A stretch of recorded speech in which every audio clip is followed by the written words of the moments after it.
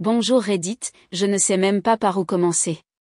C'est difficile à écrire, et honnêtement, je ne sais même pas si je cherche des conseils ou si j'ai juste besoin de me défouler. Je traîne ces choses depuis si longtemps, et ça me pèse. Je n'ai jamais raconté toute l'histoire à personne, pas même à mes amis les plus proches. Mais j'en suis arrivée au point où je sens que j'ai besoin de tout sortir. Peut-être qu'en l'écrivant, je pourrai trouver un sens à tout ça. Alors, allons-y, accrochez-vous, parce que ça va être long. J'ai grandi dans un petit village, du genre où tout le monde connaît les affaires de tout le monde. Mais d'une certaine manière, personne ne semblait savoir ce qui se passait derrière les murs de ma maison. Ou peut-être le savait-il et ça ne les concernait pas. Je ne sais pas. Mes parents. Dieu, par où commencer avec eux? Mon père, Brian, était le stéréotype de l'alcoolique colérique.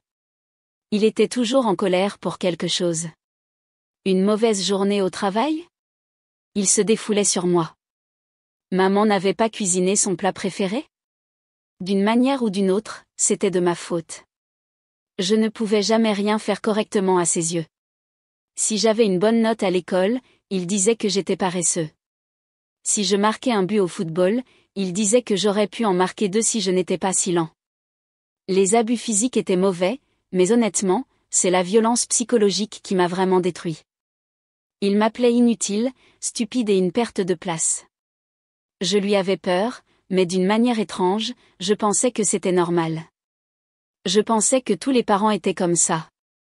Ma mère, d'un autre côté, n'était pas meilleure. Elle n'était pas physiquement violente comme lui, mais elle était simplement absente.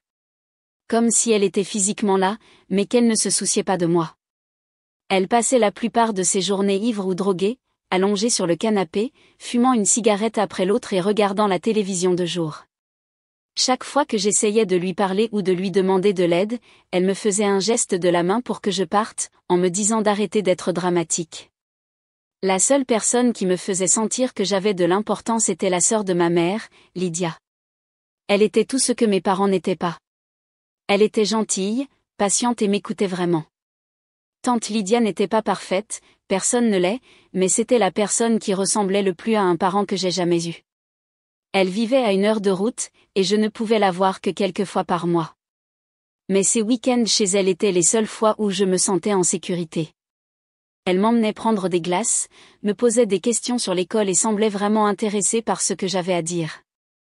Je me souviens avoir pensé que si je pouvais vivre avec elle, tout irait bien. Mais mes parents n'étaient pas disposés à cela. Ils ont clairement fait comprendre que j'étais coincée avec eux. Une fois, j'ai entendu mon père dire à ma mère que Lydia était trop douce et que j'avais besoin de durcir si je voulais survivre dans ce monde. Il ne me laissait même pas aller la voir pendant les vacances, disant qu'il était important de garder la famille unie, comme si nous étions quelque chose comme une famille royale. L'école était à la fois un cauchemar et un refuge. D'un côté, c'était un endroit où je n'avais pas à gérer mes parents pendant quelques heures par jour. De l'autre, j'étais un paria complet. Je suppose que c'est logique, n'est-ce pas? Je n'avais aucune idée de comment interagir avec les autres enfants. Je n'avais pas d'amis. La plupart du temps, je m'asseyais au fond de la classe, en espérant que personne ne me remarque. J'avais trop peur d'amener quelqu'un à la maison parce que je ne voulais pas qu'il voie à quoi ressemblait vraiment ma vie. Le harcèlement a commencé vers le CM2. J'étais petit pour mon âge, calme et maladroit, une cible parfaite. Il y avait un enfant, Tyler, qui s'était donné pour mission de faire de ma vie un enfer. Il me poussait, m'insultait, se moquait de mes vêtements. Je me souviens qu'un jour, il m'a fait trébucher dans le couloir et mes livres ont volé partout. Pendant que je me dépêchais de les ramasser, il a ri et a dit « Je ne m'étonne pas que tes parents te détestent. » Ça m'a beaucoup blessée. Je ne sais pas comment il le savait, mais d'une manière ou d'une autre, il le savait. C'était la première fois que je me rendais compte que peut-être d'autres personnes pouvaient voir ce qui se passait à la maison. Mais personne n'a rien dit ni n'a essayé d'aider. Je crois que la première fois que j'ai vraiment compris que quelque chose n'allait pas dans ma famille, c'était quand j'avais environ 12 ans. Mon père est rentré du travail plus ivre que d'habitude.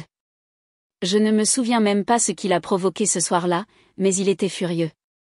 Il a commencé à lancer des choses, à casser des assiettes, à crier sur ma mère. J'étais dans ma chambre en essayant de rester hors de vue, mais je pouvais tout entendre. Puis, soudainement, la porte de ma chambre s'est ouverte en grand, et le voilà, se dressant au-dessus de moi avec ce regard sauvage dans les yeux. « Tu crois que tu es meilleur que moi, hein ?» a-t-il dit en traînant les mots, en titubant vers moi. Je ne savais pas quoi dire, alors je suis resté assis là, paralysé. « Réponds-moi » a-t-il crié, en m'attrapant par le col de ma chemise et en me soulevant brusquement. Je ne, ai-je balbutié, terrifié. Il m'a giflé si fort que j'ai vu des étoiles. Ma vue s'est brouillée et j'ai senti le goût du sang dans ma bouche. Je me souviens être tombé par terre, la tête qui tournait, et j'ai pensé, c'est fini. Il va me tuer.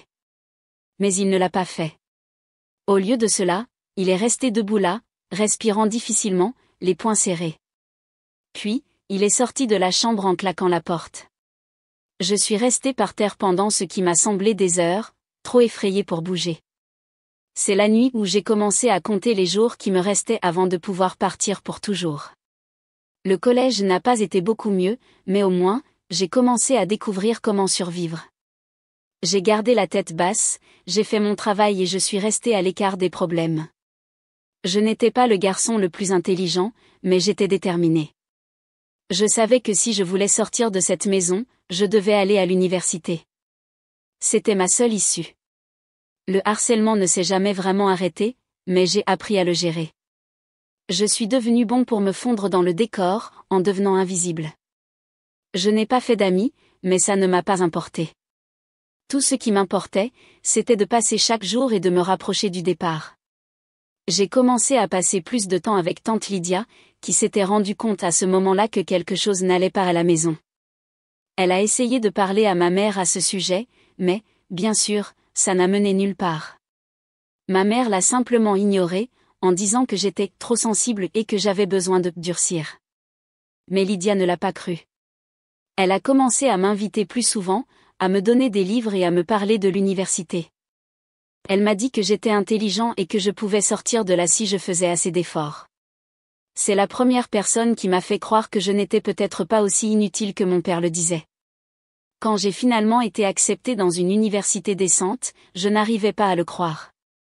Je me souviens avoir reçu la lettre d'acceptation par courrier et l'avoir regardée, sans vraiment comprendre ce que cela signifiait. Je l'avais fait. Je partais. Bien sûr, mes parents ne se sont pas souciés.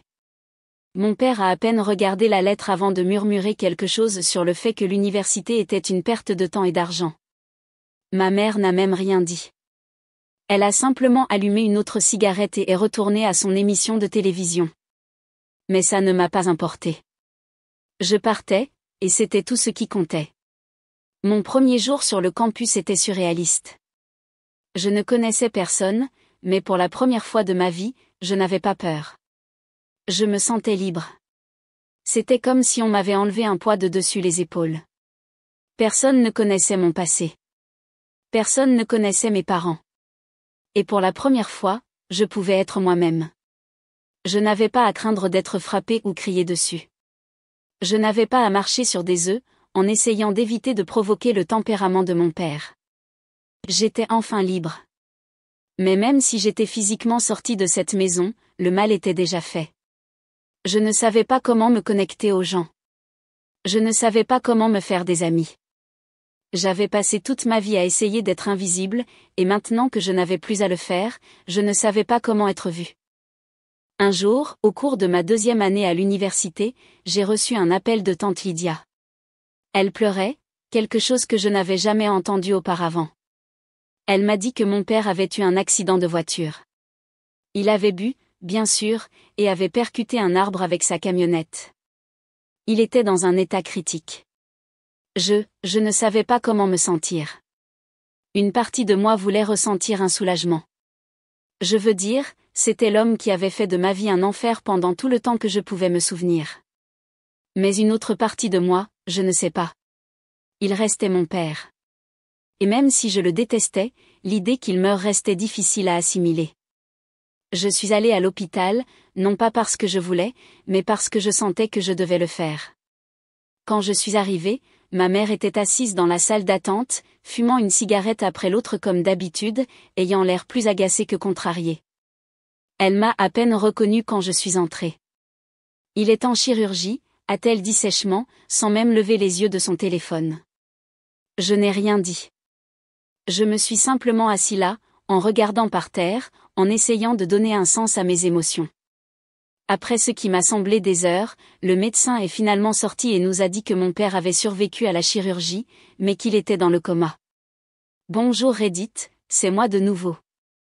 J'ai posté il y a quelque temps sur le cauchemar de mon enfance, comment j'ai finalement réussi en allant à l'université, et les nouvelles folles concernant l'accident de mon père. Eh bien, beaucoup de choses se sont passées depuis, et j'ai voulu faire une mise à jour, mais la vie a été très rapide. Accrochez-vous à nouveau, parce que si vous pensiez que la dernière partie était sauvage, ce prochain chapitre est encore plus fou. Après l'accident de mon père, je suis restée avec un étrange mélange de soulagement et de culpabilité. Mon père était tombé dans le coma, et même si une partie de moi voulait se sentir mal, je n'y arrivais tout simplement pas. Tout ce à quoi je pouvais penser, c'était que peut-être, juste peut-être, je serais enfin libre. Mais en étant à l'hôpital, en voyant ma mère fumer une cigarette après l'autre et me reconnaissant à peine, quelque chose en moi s'est brisé. Je ne pouvais plus le supporter. La culpabilité, l'anxiété, la peur.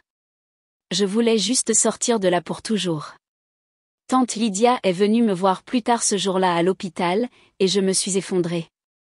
Je lui ai tout raconté, même les choses que j'avais eu trop honte de lui raconter auparavant, les coups, les abus verbaux, comment je me sentais comme si je n'étais rien. Elle a simplement écouté. Et pour la première fois depuis longtemps, j'ai senti que je n'étais pas seule dans ce pétrin. Puis, elle a dit quelque chose qui allait tout changer, « Pourquoi ne viendrais-tu pas vivre avec moi ?» C'était comme si quelqu'un avait ouvert une porte que je ne savais même pas qu'elle existait. À ce moment-là, je me suis décidée. J'en avais fini avec mes parents. Terminé avec cette vie. Peu importe le coût. Donc, une semaine plus tard, j'ai fait mes valises, j'ai laissé un mot pour ma mère, et Lydia et moi sommes partis. Nous avons quitté ce petit village comme si les fantômes de mon passé nous poursuivaient. Et honnêtement, on avait l'impression qu'ils le faisaient. Nous avons fini dans une nouvelle ville à quelques états de là. Lydia avait quelques économies, et j'avais un peu d'argent de mes prêts étudiants, alors nous avons loué un petit appartement. Ce n'était pas grand-chose, juste un appartement d'une chambre dans un quartier pas très bien de la ville, mais c'était le nôtre. Et surtout, c'était loin de mes parents. J'ai enfin senti que je pouvais respirer. J'ai dû abandonner l'université. Je sais que ce n'était pas l'idéal, mais entre tout ce qui s'était passé et le besoin d'argent, je n'avais vraiment pas le choix. Lydia et moi avons commencé à chercher du travail. Ce n'était pas facile, mais après quelques semaines, j'ai trouvé un emploi de commis dans une petite entreprise de marketing. Ce n'était pas glamour, mais c'était un début. Au début, le travail n'était qu'un moyen de payer les factures. Mais quelque chose d'inattendu s'est produit. J'ai commencé à devenir bon. Vraiment bon. Je suppose que toutes ces années passées à essayer de passer inaperçu m'avaient rendu très bon pour observer les gens, et j'ai rapidement découvert comment naviguer dans la politique du bureau. En quelques mois, j'ai été promu au poste de responsable de compte junior. Je n'arrivais pas à le croire. Pour la première fois de ma vie, je ne survivais pas seulement, je prospérais. Lydia, quant à elle, a trouvé un emploi d'assistante enseignante dans une école primaire locale. Elle ne gagnait pas beaucoup d'argent, mais elle adorait ça. La voir rentrer à la maison tous les jours avec un sourire sur le visage, en parlant de ses élèves, m'a fait réaliser à quel point elle semblait plus heureuse aussi. Nous vivions tous les deux enfin nos propres vies, libres de l'environnement toxique que nous avions laissé derrière nous. Les choses ont commencé à s'emboîter. J'ai continué à gravir les échelons au travail, passant de responsable de compte junior à responsable senior en un an. C'était surréaliste. J'étais vraiment douée pour quelque chose, et les gens le remarquaient. Mon patron, Jack, m'a pris sous son aile et m'a appris tout ce qu'il savait sur le métier. Il était dur, mais juste, et je le respectais pour ça. C'était la première fois que j'avais une figure masculine dans ma vie qui ne me méprisait pas. C'est à cette époque que je l'ai rencontrée, Nathalie. Elle travaillait dans le même immeuble que moi, mais pour une entreprise différente. Nous prenions souvent l'ascenseur ensemble dans un silence gênant, mais un jour, elle m'a souri, et quelque chose a cliqué. J'ai commencé à chercher des excuses pour la rencontrer, et finalement, je me suis fait le courage de l'inviter à prendre un café. Je l'avoue, j'étais terrifiée. Je n'avais jamais eu de rendez-vous auparavant. Je ne savais même pas comment avoir une conversation normale avec une fille, et encore moins l'inviter à sortir. Mais d'une manière ou d'une autre, ça a marché. Nous avons pris un café, puis nous avons dîné, et avant même que je m'en rende compte, nous passions tout notre temps libre ensemble. Nathalie était différente de tous ceux que j'avais connus. Elle était intelligente, sûre d'elle, et avait une énergie contagieuse qui me donnait envie d'être près d'elle tout le temps. Nous parlions pendant des heures de tout, travail, vie, rêve pour l'avenir. Elle avait une façon de me faire sentir comme si j'étais la seule personne dans la pièce quand elle me regardait. C'était enivrant. Pour la première fois de ma vie, je ne survivais pas seulement. Je vivais vraiment. J'avais un travail que j'adorais, une femme qui me faisait sentir que j'avais de la valeur, et un avenir qui ne semblait pas si sombre. Les choses allaient enfin mieux. Et puis les choses sont devenues encore plus folles. Un vendredi soir, Nathalie et moi étions au supermarché, en train d'acheter quelques collations pour une soirée cinéma. Sur un coup de tête, j'ai acheté un billet de loterie. Je n'y ai pas trop pensé, juste un de ces moments de « pourquoi pas ». Nous sommes rentrés à la maison, avons regardé le film, et j'ai complètement oublié le billet. Le lendemain matin, je me suis réveillée hébétée et avec une gueule de bois due à trop de vin bon marché pour trouver Nathalie en train de regarder la télévision, la bouche ouverte. Les numéros de la loterie étaient à l'écran, et elle avait le billet en main. « Nous avons gagné », a-t-elle murmuré, la voix tremblante. Mon Dieu, nous avons vraiment gagné. Au début, je ne l'ai pas cru. On avait l'impression de rêver, une de ces choses absurdes, trop belles pour être vraies, que l'on ne peut même pas comprendre. Mais elle ne plaisantait pas. Nous avions gagné le gros lot, 1 million de dollars. Je ne savais pas quoi faire. Je veux dire, comment traite-t-on une telle chose? Une minute, je suis préoccupé par le loyer et les paiements de la voiture, et la minute suivante, je suis assis sur 1 million de dollars. Ça ne semblait pas réel. Nous avons passé le reste de la journée sonnée, en appelant la commission de la loterie, en remplissant des papiers et en essayant de savoir ce qui allait suivre. Gagner autant d'argent est une bénédiction, mais ça peut aussi être une malédiction si on ne fait pas attention. J'avais entendu trop d'histoires d'horreur sur des gens qui gaspillaient leurs gains de loterie et qui finissaient plus mal qu'au début, alors je savais que j'avais besoin d'aide. Après quelques recherches, j'ai trouvé un conseiller financier du nom de Marc. Il m'avait été chaudement recommandé, et quand nous nous sommes rencontrés, j'ai immédiatement senti que je pouvais lui faire confiance. Marc m'a tout expliqué, les impôts, les investissements, l'importance d'établir un plan à long terme. Après les impôts et les taxes, il nous restait environ 850 000 dollars. Ce n'est pas mal, n'est-ce pas? Marc m'a aidé à créer un portefeuille diversifié, en plaçant la majeure partie de l'argent dans des investissements sûrs et en laissant un peu de place pour quelques paris plus risqués qui pourraient rapporter gros à l'avenir. J'ai également ouvert un compte d'épargne et un fonds d'urgence. C'était étrange d'avoir soudainement cette sécurité financière après tant d'années à peine survivre, mais c'était aussi agréable. Pour la première fois de ma vie, je n'avais pas à me soucier de l'argent. Je pouvais respirer un peu plus tranquillement, sachant que j'avais une sécurité financière. Juste au moment où je pensais que la vie finissait par se stabiliser, quelque chose de bien, de solide, tout a pris un autre tournant brutal. Quelques mois après avoir gagné à la loterie, Nathalie et moi avons eu une énorme dispute. Ça a surgi de nulle part, ou du moins c'est ce que j'ai ressenti. Nous étions assis dans notre salon, en train de parler de l'avenir, quand elle a lâché la bombe. J'y ai réfléchi, a-t-elle dit, sans me regarder. Peut-être devrions-nous prendre un peu de temps séparément. J'étais abasourdie. Tout allait si bien, ou du moins c'est ce que je croyais. Nous avions de l'argent, nous étions heureux, je le croyais, et je commençais enfin à sentir que ma vie allait dans la bonne direction. Mais Nathalie avait d'autres projets. Elle m'a dit que l'argent avait changé les choses, qu'elle sentait que nous nous éloignions. Je ne le voyais pas, mais peut-être que c'était là le problème. J'avais été tellement concentrée sur mon propre bonheur, sur ma propre évasion du passé, que je ne m'étais pas rendu compte de ce qui se passait juste devant moi.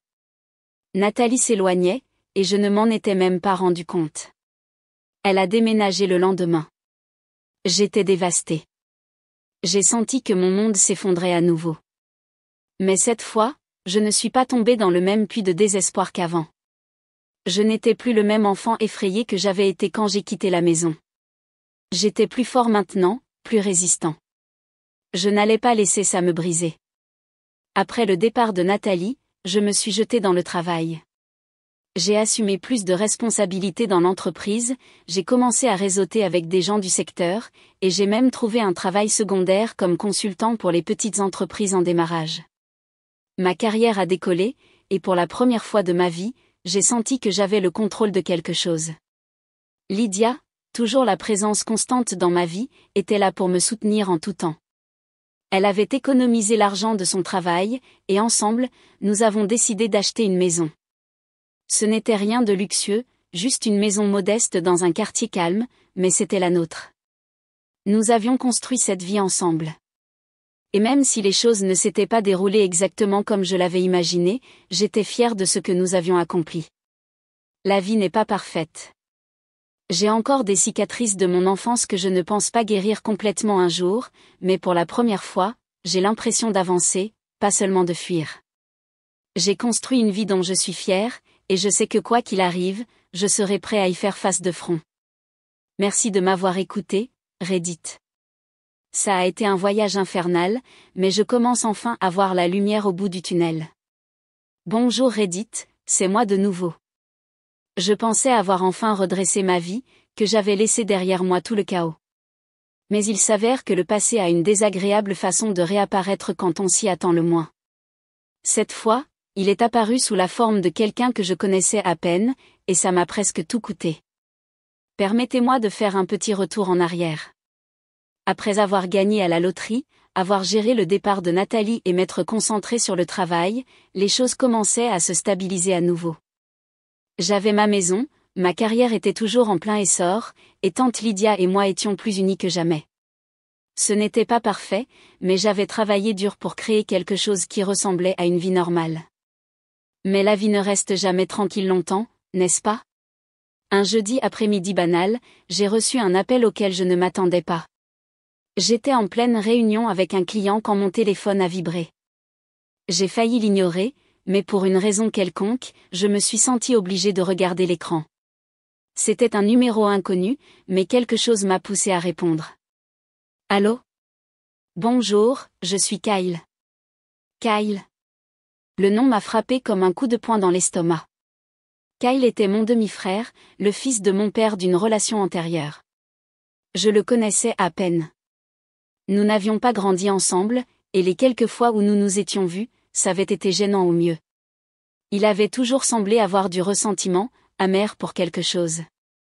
Nous n'avions pas de relation réelle, et honnêtement, je n'avais pas pensé à lui depuis des années. « Que veux-tu » ai-je demandé, sentant mon estomac se contracter. « Je suis en ville. On doit parler. » Il y avait quelque chose dans sa voix qui m'a mis mal à l'aise, mais je ne savais pas quoi. Peut-être était-ce la façon dont il n'a pas demandé, mais a exigé. J'aurais dû dire non sur le champ, mais pour une raison quelconque, je ne l'ai pas fait. J'ai accepté de le rencontrer le lendemain, pensant que je pouvais gérer quoi qu'il veuille. Comme je me trompais. Le lendemain, j'ai entendu frapper à ma porte. À ma surprise, Kyle était déjà là, debout sur mon perron sans aucune invitation. J'avais accepté de le rencontrer pour prendre un café, mais à la place, le voilà, chez moi, sans prévenir. En ouvrant la porte, la première chose que j'ai remarquée, c'est à quel point il avait changé depuis la dernière fois que je l'avais vu. Il était plus grand maintenant, plus corpulent, et il y avait une intensité dans ses yeux qui m'a mis mal à l'aise. « Que fais-tu ici » ai-je demandé, en gardant un ton calme mais ferme.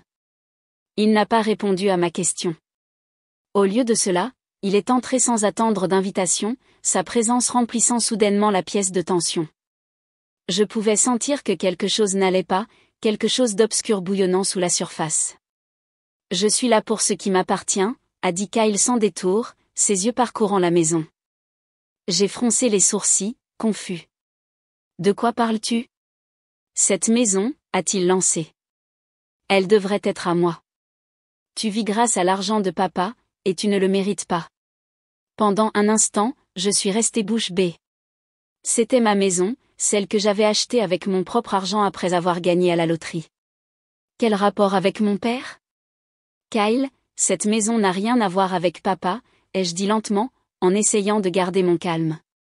Je l'ai achetée avec mon propre argent. Elle ne lui appartient pas, et elle ne t'appartient pas. Le visage de Kyle s'est tordu de rage. Tu crois que tu es meilleur que moi, hein, a-t-il grogné. Tu crois que parce que tu as eu de la chance, tu peux prétendre être quelqu'un d'autre? Eh bien, devine quoi? Tu fais toujours partie de cette famille, et je ne partirai pas avant d'avoir obtenu ce que je mérite. Je pouvais sentir la tension monter, et avant que je puisse dire quoi que ce soit d'autre, Kyle s'est énervé. En un instant, il s'est jeté sur moi, son poing me frappant la mâchoire. La force du coup m'a fait reculer, et j'ai trébuché, en essayant de retrouver mon équilibre. Mais avant que je puisse réagir, Kyle a frappé à nouveau, cette fois avec quelque chose de métallique dans la main, des poings américains. Il était venu préparé. La douleur a explosé dans mon visage pendant qu'il me frappait à maintes reprises. J'ai essayé de me défendre, mais Kyle était impitoyable, se balançant sauvagement, alimenté par une rage que je ne comprenais pas. Chaque coup était comme du feu, et je pouvais sentir les os de mes côtes se fissurer sous l'impact. Chaque coup me laissait sans souffle, luttant pour rester conscient. Je ne sais pas combien de temps ça a duré. Ça a semblé des heures, mais ça n'a probablement été que quelques minutes. Je pouvais à peine voir clairement, ma vue était floue, et je me suis effondrée par terre, mon corps hurlant de douleur. Kyle s'est arrêté au-dessus de moi, haletant, le visage tordu de fureur. J'ai pensé que c'était fini, qu'il allait me tuer. Puis, j'ai entendu une voix. C'était Lydia, debout à la porte, son téléphone à la main. « Arrêtez » a-t-elle crié, la voix tremblante. « J'appelle la police. » Kyle s'est figé, ses yeux passant de moi à Lydia. Pendant une seconde, il a semblé qu'il pourrait aussi l'attaquer, mais alors quelque chose a changé dans son expression. Sans dire un mot, il s'est retourné et a couru hors de la porte, me laissant saigner par terre. La chose suivante dont je me souviens, c'est le son des sirènes. Lydia s'est agenouillée à côté de moi, en me tenant la main, le visage pâle de peur. Elle parlait à l'opérateur du 911, lui racontant ce qui s'était passé, mais sa voix semblait lointaine, comme si elle venait du fond de l'eau. Tout était flou, et je pouvais à peine bouger. Les ambulanciers sont arrivés et m'ont rapidement conduit à l'hôpital.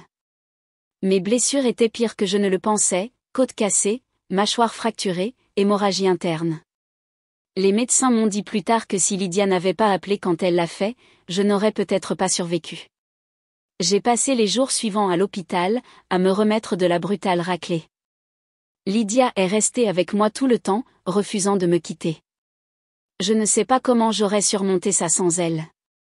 Kyle, d'un autre côté, avait été arrêté quelques heures après l'attaque. Il s'était enfermé dans un motel en dehors de la ville, mais la police l'a rapidement retrouvé. Il ne s'est pas défendu. Quelques semaines après l'attaque, le procès a commencé. Je n'aurais jamais imaginé être assis dans une salle d'audience, en regardant mon propre demi-frère faire face à des accusations de tentative de meurtre. Mais je m'y trouvais. Kyle ne m'a pas regardé une seule fois pendant le procès. Il s'est simplement assis là, le visage inexpressif, tandis que le ministère public présentait son dossier. Ils avaient toutes les preuves, le témoignage de Lydia, les poings américains, les taches de sang par terre. C'était un dossier solide, et le jury n'a pas mis longtemps à parvenir à un verdict. Kyle a été reconnu coupable de voies de fait aggravées, et le juge l'a condamné à plusieurs années de prison. J'ai pensé que je ressentirais une certaine sensation de clôture, un certain soulagement en sachant qu'il était enfermé. Mais tout ce que j'ai ressenti, c'est un profond vide. C'était mon frère, ou du moins c'était censé l'être. Comment les choses avaient-elles si mal tourné entre nous? Comment avions-nous fini ici, deux inconnus dans une salle d'audience, l'un d'entre nous brisé et l'autre menotté? Mais je savais, au fond, que ce n'était pas de ma faute. Kyle avait pris ses décisions, et maintenant il faisait face aux conséquences. C'était difficile à accepter, mais je devais le faire. Une fois que j'ai reçu mon congé de l'hôpital, Lydia et moi sommes rentrés à la maison. C'était étrange d'y être de retour, sachant ce qui s'était passé entre ces murs. Pendant un temps, je n'ai pas pu éviter cette sensation de peur que Kyle réapparaisse. Mais il était parti, enfermé, et je devais me rappeler que j'étais en sécurité maintenant. Lydia m'a aidé dans le processus de guérison, à la fois physique et mental. Mon corps s'est lentement remis, mais les cicatrices émotionnelles ont pris plus de temps. J'ai fait des cauchemars pendant des semaines, me réveillant en sueur froide, convaincu que Kyle était debout au-dessus de moi avec ses poings américains à nouveau. Mais chaque jour, c'était un peu plus facile. Je me suis concentrée sur le travail, je me suis lancée dans les projets, en essayant de retrouver une sensation de normalité. Le travail est devenu un refuge pour moi.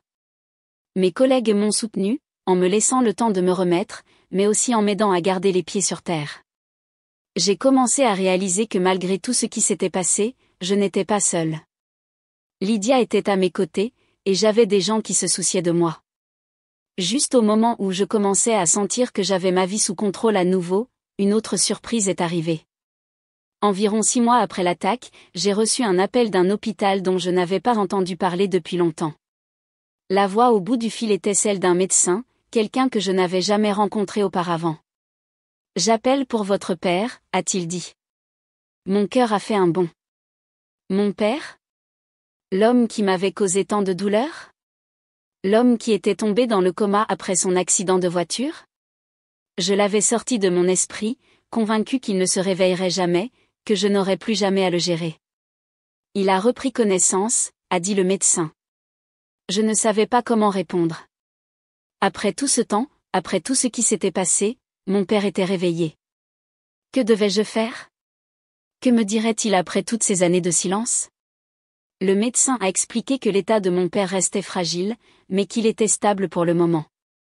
Il voulait savoir si j'irais parler de ses soins, pour aider à prendre des décisions concernant son avenir. J'ai raccroché, l'esprit accéléré. La dernière chose que je voulais, c'était de me retrouver face à mon père, de raviver toutes ces vieilles blessures. Mais en même temps, une partie de moi sentait que c'était quelque chose que j'avais besoin de faire. Pour clore le chapitre, ne serait-ce que pour ça. Et c'est là où je suis maintenant, Reddit. Je n'ai pas encore décidé quoi faire. Mais je sais que quoi qu'il arrive, j'y ferai face de front. Je ne suis plus la même personne que j'étais lorsque j'ai quitté ce foyer toxique. J'ai survécu à trop de choses pour laisser ça me briser maintenant. Merci de m'avoir écouté. Je vous tiendrai au courant de la suite. Bonjour Reddit, ça fait un moment depuis ma dernière publication. Beaucoup de choses se sont passées, et j'ai essayé de tout comprendre. Si vous avez suivi mon histoire, vous savez que les choses n'ont pas été faciles.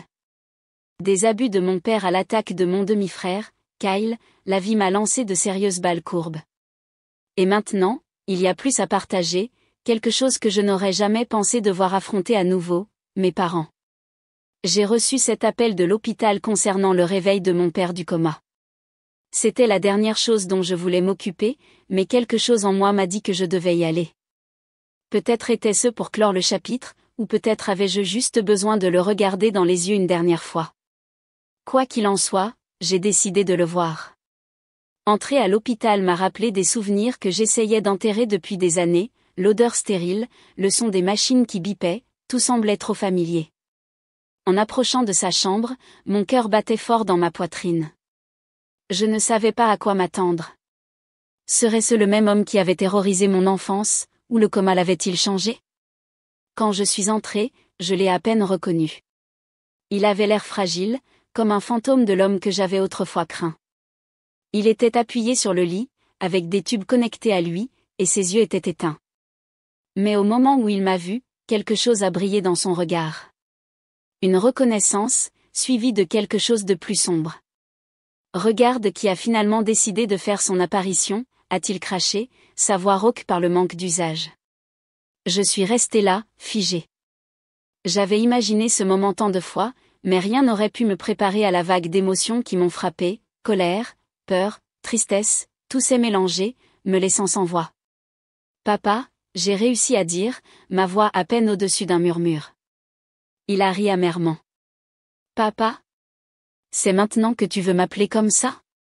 Et ainsi, les années de douleur et de ressentiment ont débordé. Je n'étais plus ce petit enfant effrayé. Je n'étais pas l'adolescent qui marchait sur des œufs autour de lui, essayant d'éviter sa colère. J'avais survécu à trop de choses pour le laisser me faire tomber à nouveau. Tu n'as jamais été un père pour moi, ai-je dit, ma voix plus forte cette fois. Tu as ruiné mon enfance. Tu m'as fait sentir comme si je n'étais rien. Et maintenant tu veux faire comme si je te devais quelque chose? Ses yeux se sont plissés, mais il n'avait pas la force de se disputer comme il le faisait autrefois. J'ai fait ce que je devais faire pour te durcir. Me durcir? Tu m'as frappé. Tu m'as appelé inutile. Tu étais un monstre. Il y a eu un non-silence. Pendant un moment, j'ai pensé que peut-être, juste peut-être, il s'excuserait. Mais bien sûr, ce n'était pas lui. Tu as toujours été mou, a-t-il murmuré, en tournant la tête. C'était tout. Je ne pouvais plus le supporter. Je suis sortie de la chambre sans dire un mot de plus, la porte se fermant derrière moi. Pendant que j'étais debout dans le couloir, j'ai ressenti une étrange sensation de soulagement. Je l'avais affronté, et j'avais dit ce que j'avais besoin de dire. Mais clore le chapitre? Cela ne viendrait pas de lui. Quelques jours plus tard, j'ai reçu un appel de Lydia. Elle avait entendu des nouvelles inquiétantes concernant ma mère. Apparemment, elle s'était encore plus enfoncée après mon départ, passant la plupart de son temps dans un brouillard d'alcool et de drogue. Mais ce n'était pas le pire. Quelqu'un de ma ville natale avait contacté Lydia. Apparemment, ma mère avait dit aux gens que je l'avais abandonnée, que je lui devais de l'argent et que j'étais la raison pour laquelle sa vie s'était effondrée. Je ne savais pas si je devais être en colère ou le cœur brisé. Je n'avais pas parlé à ma mère depuis des années. Elle ne s'était jamais souciée de moi, elle n'avait jamais été là pour moi, et maintenant elle se faisait passer pour la victime, en m'utilisant comme excuse pour ses propres échecs. Lydia a suggéré que j'aille la voir, que j'essaie d'obtenir des réponses, peut-être même de la confronter comme je l'avais fait avec mon père. Je n'étais pas sûre de pouvoir le supporter, mais au fond, je savais que Lydia avait raison. Je ne pouvais pas laisser le passé continuer à me hanter comme ça. Quand je suis arrivée chez ma mère, l'endroit était un désastre. Le jardin avant était négligé, les ordures jonchaient le perron, et la maison semblait ne pas avoir été nettoyée depuis des années. J'ai hésité un instant avant de frapper à la porte. Elle a répondu, ayant encore pire allure que jamais. Ses yeux étaient injectés de sang, ses cheveux étaient en désordre et elle sentait l'alcool. Pendant une seconde, elle ne m'a même pas reconnue. Puis, son visage s'est tordu dans une grimace de mépris. « Oh, regarde qui a décidé de faire son apparition », a-t-elle dit en traînant les mots, en s'appuyant sur le cadre de la porte. J'ai senti un nœud se former dans ma gorge. C'était la femme qui était censée m'aimer, la femme qui aurait dû me protéger des abus de mon père. Mais au lieu de ça, elle m'avait tourné le dos, tout comme elle s'était tourné le dos à elle-même. Je suis venue pour parler, ai-je dit, en essayant de garder ma voix ferme. Parler? De quoi faut-il parler? Tu es parti. Tu es parti avec ton argent chic, tu m'as laissé ici pourrir. Ces mots ont fait mal, mais je n'allais pas la laisser me faire sentir coupable. Je ne t'ai pas quitté. Tu n'as jamais été là pour moi, maman. Tu as laissé papa abuser de moi, et tu n'as rien fait. Tu ne peux pas me blâmer pour tes décisions. Elle s'est moquée, se balançant légèrement sur ses pieds. Abus? Ton père essayait juste de faire de toi un homme. Tu as toujours été faible, toujours en train de pleurer pour un rien. L'entendre le défendre, même maintenant, était comme un couteau dans la poitrine. Mais cette fois, je n'allais pas la laisser déformer le récit. Tu te trompes. C'était un monstre, et tu as laissé qu'il me détruise. Tu aurais pu faire quelque chose, mais tu ne l'as pas fait. Et maintenant tu veux me blâmer pour tout. J'en ai fini, maman. J'en ai fini de te laisser contrôler ce que je ressens. Son expression s'est durcie, et pendant un instant, j'ai pensé qu'elle allait s'en prendre à moi. Mais alors, elle a simplement ri, un son creux et amer. Vas-y, pars, comme tu le fais toujours. Tu es comme ton père. Je n'ai plus rien dit. Il n'y avait plus rien à dire. Je me suis retournée et je suis partie, sentant un poids se soulever de mes épaules à chaque pas. J'avais affronté mes 2 parents. Et même si ce n'avait pas été l'expérience cathartique que j'avais espérée, j'ai réalisé quelque chose d'important, je n'avais pas besoin de leur approbation. Je n'avais pas besoin de leur validation. J'étais libre de leur emprise. Après avoir affronté mes 2 parents, quelque chose a changé en moi. J'avais passé tant d'années tourmentée par leurs actes, par la douleur qu'ils m'avaient causée. Mais maintenant, je ressentais une sensation de paix. Ils ne changeraient jamais, et je ne pouvais pas les réparer. Mais je pouvais guérir. Je pouvais aller de l'avant. Lydia et moi avons décidé de faire un voyage, de nous éloigner de tout pendant un temps. Nous sommes allés sur la côte, nous avons loué une petite cabane au bord de la plage, et nous avons passé nos journées à marcher sur le rivage, à parler de la vie, et à simplement profiter des choses simples. C'était la première fois depuis des années que je me sentais vraiment détendue, comme si je pouvais enfin respirer sans le poids de mon passé qui me traînait vers le bas. L'avenir semblait grand ouvert maintenant. Je ne savais pas ce que l'avenir me réservait, mais pour la première fois, je n'avais pas peur. J'avais survécu à plus de choses que la plupart des gens ne pourraient l'imaginer, et j'en étais sorti plus fort. Quoi que vienne après, je savais que je pouvais gérer. Je ne dis pas que tout est parfait maintenant. Il y a encore des jours où les vieilles blessures font mal, quand les souvenirs refont surface. Mais j'ai appris à les gérer. J'ai appris à lâcher prise sur les choses que je ne peux pas contrôler et à me concentrer sur la vie que j'ai construite pour moi-même. Quelques mois après mon voyage, j'ai reçu un appel de Lydia. Elle avait des nouvelles concernant mon père. Il était décédé pendant son sommeil. Paisiblement, ont-ils dit. C'était étrange d'entendre ces mots, paisiblement, compte tenu du chaos qu'il avait causé dans ma vie. Je ne suis pas allée aux funérailles. Je n'en ressentais pas le besoin. Je l'avais dit au revoir dans sa chambre d'hôpital, et c'était suffisant. Quant à ma mère, je n'ai plus eu de nouvelles d'elle depuis notre dernière rencontre. Une partie de moi se demande si elle me recontactera un jour, mais je ne me fais pas d'illusions. Si elle le fait, je serai prêt. Et si elle ne le fait pas, c'est aussi bien. J'ai fait la paix avec le fait que toutes les familles ne peuvent pas guérir. Certaines blessures sont trop profondes, certaines personnes sont trop loin. Mais j'ai aussi appris qu'il est bon de s'éloigner, de choisir son propre chemin et de trouver son propre bonheur. Car au bout du compte, ce n'est pas d'où nous venons qui nous définit. C'est vers où nous choisissons d'aller qui nous définit. Et enfin, je vais dans la bonne direction.